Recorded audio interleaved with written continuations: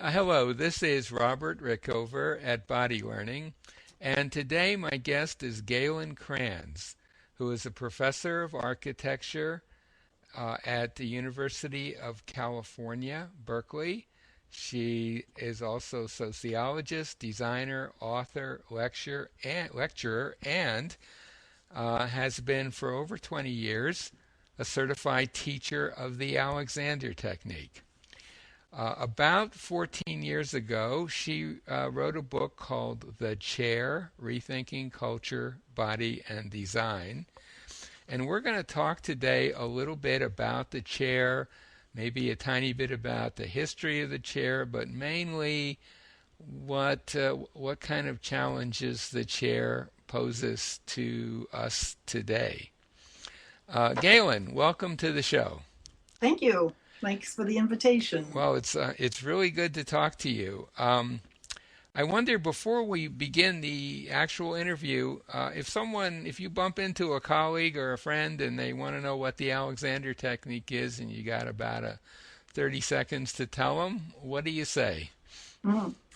Well, I say it's a system of posture and movement, and I say it was developed by an Australian over 100 years ago, and its chief applications today are in the performing arts and in dealing with physical pain, but it is neither performance nor physical therapy. It's a form of kinesthetic education. Hmm. That's And the long view. If that's the long, and I think that word education is pretty key there. That is to say, we Alexander teachers are teachers, not therapists. right. So I want to just say a word about how I first heard about your book, The Chair. I was listening to Terry Gross on Uh-huh. NPR, Mhm. and she interviewed you, and I was amazed and quickly went out and got the book and read it. This is back, I guess, in 98 or 99. And I want to say it's a fascinating book about a topic that you might not expect to be fascinating. The the one little bit of historical information that you mentioned in the book that has stayed with me all these years is the origin of the term chairman, which Mhm. is kind of in common use these days. But if I recall correctly, typically in olden times, in medieval build castles or whatever, there was just one chair, and one guy. It was belonged to one guy, and he was the one who used it, and he was the chairman. Have I got that right? Essentially, yes. It also really he's also called chairman of the board because tables were just trestles with a board set up in Oh, front. So okay. the guy who who who sat on the chair and who got to sit at the important side or end of the board Uh-huh. um, was doubly important because of both the chair and the position. Yeah, and it's so interesting to think that an object that is so common today was a kind of a status symbol back in the day. Right, rare and honorific. Exactly. Now, I know that a lot of people have said in discussing things like posture and back pain and the like that we humans are not particularly well suited to use a chair, and that is in fact the cause of a lot of our problems in those areas. What would be your take on that? Well, I thought I was one of the first people to say that, actually. I think I had heard a lot of people saying there was something wrong with our backs. There was some Hmm. sort of evolutionary flaw when we went from all fours up to the upright position. And of course, as an Alexander teacher, uh, it, as Alexander teachers, we don't think that there's an evolutionary flaw. We think it's a problem of misuse. Hmm.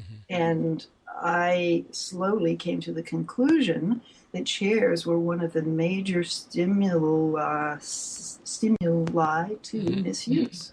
And by misuse, I mean, that's a bit of a Alexander. a jargon word, you mean how someone organizes themselves as they sit in a chair, right? Yes, and the chair imposes um, certain patterns of use of activity, physical behavior are very hard to overcome, and they're very deleterious.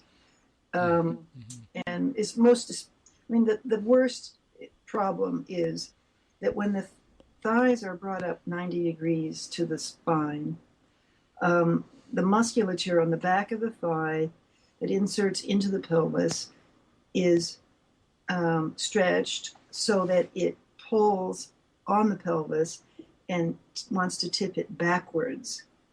And then that means that if the pelvis rolls back, we lose the lumbar curve, or the lumbar curve flattens. mm-hmm. And that's what's really so devastating about the chair. There Yeah, are yeah, and just to follow up on that, right as we're speaking, there's a bit of a discussion going on about the dangers of backward sloping chairs for small children in a school setting, which I think would relate to what you just said. Yes, and you see, the reason there are backward sloped seats is because designers notice that when you sit in a chair and lean on the chair back, there are twin forces set in play that take the pelvis, scoot the pelvis both forward. Well, the body goes down and the pelvis scoots forward. So eventually, you're out there with your pelvis at the very end and your spine in a really big C shape, leaning against the chair back. Mm-hmm. Now, in order to stop this, designers decide to cant the front of the seat up. But all they do is make the strain on the lumbar worse because they make the degree between thigh and trunk something, less than 90 degrees, like 90, 89 degrees or 88 degrees or whatever. Mm-hmm. So they're in trying to solve the problem of the right angle seated posture, they create yet another problem.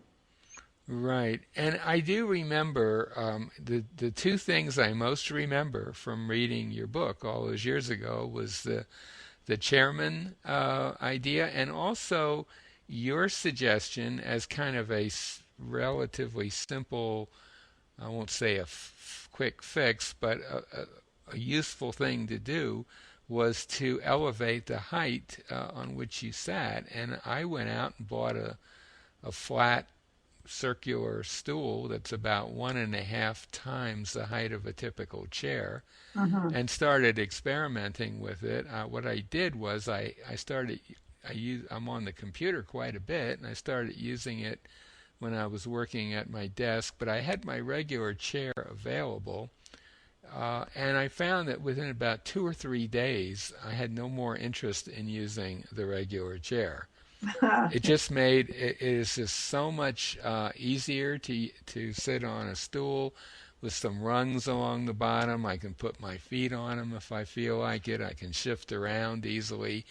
And ever since then, I've been kind of pushing it on my students a bit. I tell them, invest $20 in a stool, have it around, see how it works for you. And roughly half of them eventually buy into that idea, and the other half somehow don't. Hmm. So I think I've done a lot of good for a lot of people just by that. And I probably helped Target quite a bit because the store here in Lincoln, there's a Target store that sells really nice, high quality stools for about $20. So there's perhaps an example where you could adapt the basic sitting structure to encourage, as you say, well, basically a wider angle between your legs and your torso, right? That's right. Having your knees at a lower height than Yeah, your hips. Yeah. absolutely. It turns out that in outer space, when astronauts float around without any gravitational force, what's the position they go into? It's halfway between sitting and standing. So if we say standing is a 180-degree relation between the thighs and the trunk, Hmm. and sitting is a 90-degree relation, let's take half of that, somewhere between 120, 135. Bingo, that's where the musculature of the front of the body and the back are balanced. So that's what in NASA they call neutral body posture. Mm-hmm. Well, guess what? It's an awful lot like the Alexander Technique's position of mechanical advantage. Yes, it is exactly. And it's also very much like, or exactly like, the Alexander constructive rest process, where Exactly. everything is rotated 90 degrees, which many people have found to be an extremely powerful way to bring about changes in the way they function, even without Alexander lessons. So it. I think that I'm guessing you probably know more about this than me, but there must be a lot of evidence that 120-ish degree relation between your legs and your torso is just generally a pretty good one to spend some time in. Yes, there's some early research that I quoted in the book, The Chair, by an American surgeon who looked at what happens to the relationship between the lumbar vertebrae in different postures. And lying on your side with your legs slightly flexed is like the most beneficent for those vertebrae. Mm-hmm. And it gets worse. One of the very worst postures for those vertebrae is sitting upright in a right angle seated posture. Yeah. Uh, and but if you can perch, what I call perch, which is sit on something taller than your 18-inch chair and go do what you did, like time and a half, 20, 24, 24, 22, 24-inch, Mm-hmm. like bar stools, they're often called. Mm-hmm. That just right in itself takes enormous strain off of the spine. In addition, you said the stool you have has a round top. So that Smooth, round top. smooth Yeah. round. Yeah. And the round is good rather than a square, like most Yes. chairs have a square top. The Mm-hmm. round is good because it allows the thighs to slip over the edge and not get held up by the seat. Do you Mm-hmm. follow? Yes, absolutely. Yeah. And it also allows for all kinds of swiveling and moving around, which I do a fair amount of, And that's a good which thing. is a very good thing. Um, I'm wondering, just to go from the specific to the maybe returning a little bit to a more general question that occurred to me before we did this set up this interview. Do you see the issue with the chair as I think some people might, as an evolutionary issue that we just haven't adapted to it yet, or do you just see it as poor design for the most part? It's poor design. Mm-hmm. There's no doubt in my mind. Um, we're not going to evolve. Mm-hmm. It'll take millennia for us to evolve to respond to the chair. Now, the chair is actually a fairly recent invention in history. I Mm-hmm. mean, there are these honorific ones that go pretty far back, farther than most furniture historians think. I discovered early archaeological evidence that they may be about 10,000 years old, but they're always related to special status um, purposes.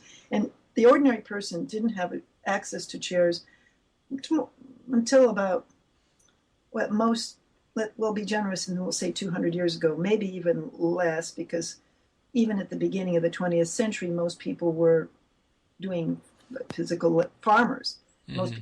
agricultural.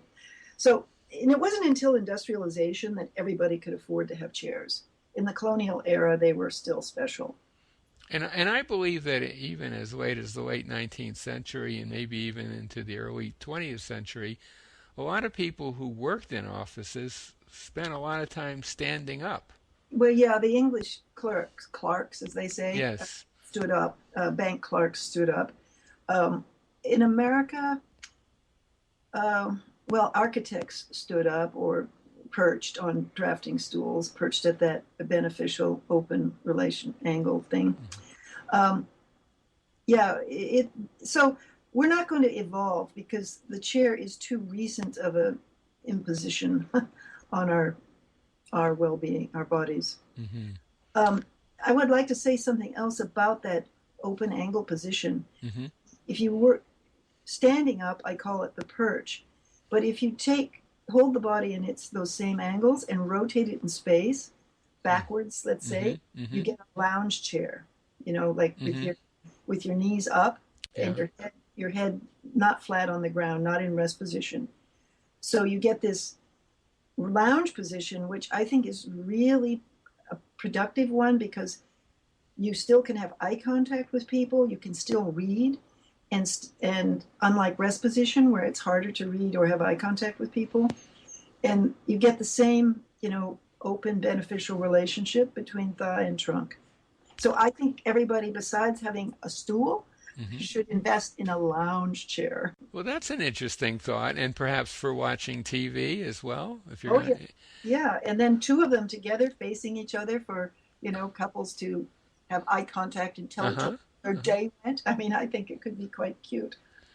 So yes, that's probably not a typical Alexander Technique teacher suggestion. I'm guessing, but it makes sense because you've got that nice open angle at the hip joint, and so you're Yeah, kind of getting you're kind of sneaking into constructive rest, aren't you, you're sneaking Alexander? you're sneaking into it, but you're not trying to do a lot of chair work and Hmm. convince yourself that if you just were a better pupil, you could somehow master this thing.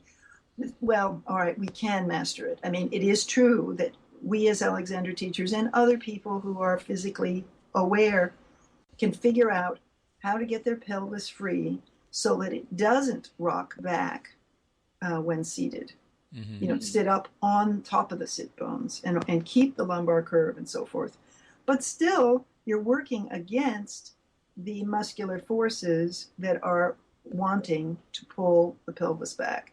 Hmm. So I suppose I've become a little heretical because I don't think the goal of the technique is to learn to sit in a chair.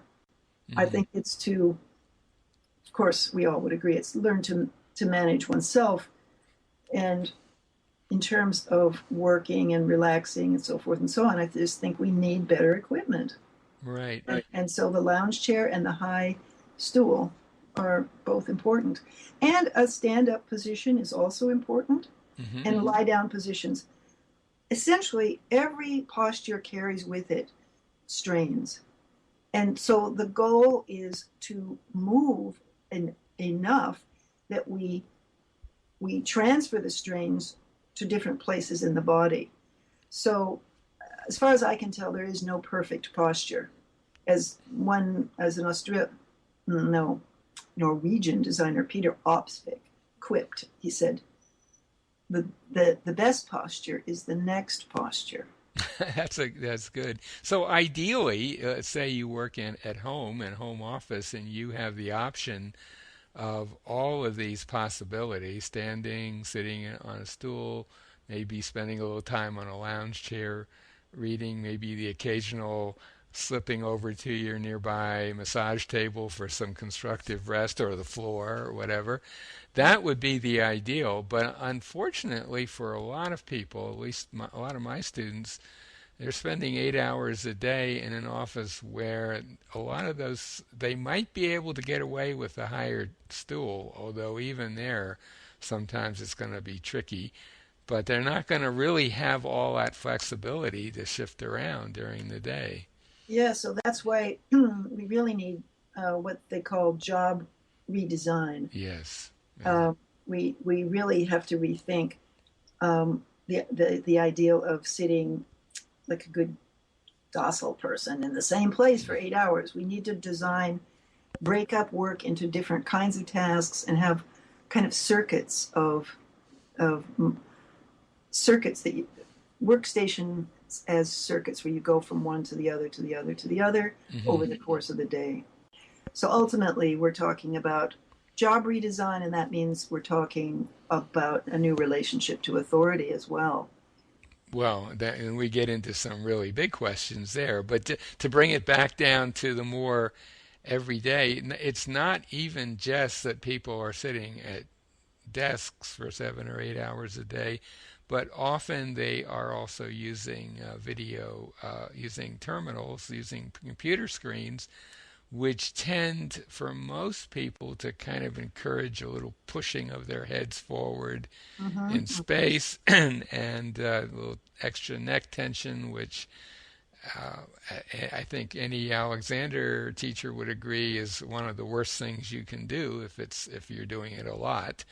Yep. So those are Galen, we're probably coming a little bit towards the end of our conversation, but is there anything that you would like to add? I will put a link to uh, where readers can, if they want, order the book, The Chair, which has a lot of useful ideas. And is there anything else that you wanted to add before we come to an end?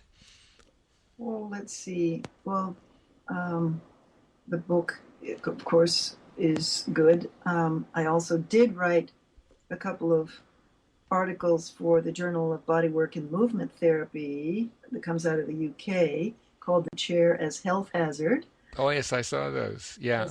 and came out in the year 2000. Um, no, I think the most important thing that I have to say is that this cultural ideal of trying to sit upright um, in a right angle, we also have bought into as Hmm. Alexander teachers, and I think we too we need to challenge that um, and accept the idea that we there are healthier postures and that we need multiple postures, Hmm. and that, yeah, that's Well, I would it. totally agree with that. Well, maybe that's a good point on which to end our conversation. My guest today has been Galen Kranz, who is professor of architecture at the University of California, Berkeley. Um, she's also a sociologist, designer, author, lecturer, teacher of the Alexander Technique, and the author of the book The Chair, Rethinking Culture, Body, and Design, which I highly recommend um, anyone who feels they have issues with sitting in a chair for long periods of time uh, uh, read. And I recommend it very strongly to Alexander teachers as well. It made a huge difference in my life, just that one suggestion of sitting on a stool at work instead of a chair, and made a gigantic difference for me. Galen, thank you so much for being on the show today. And thank you for letting me have this opportunity.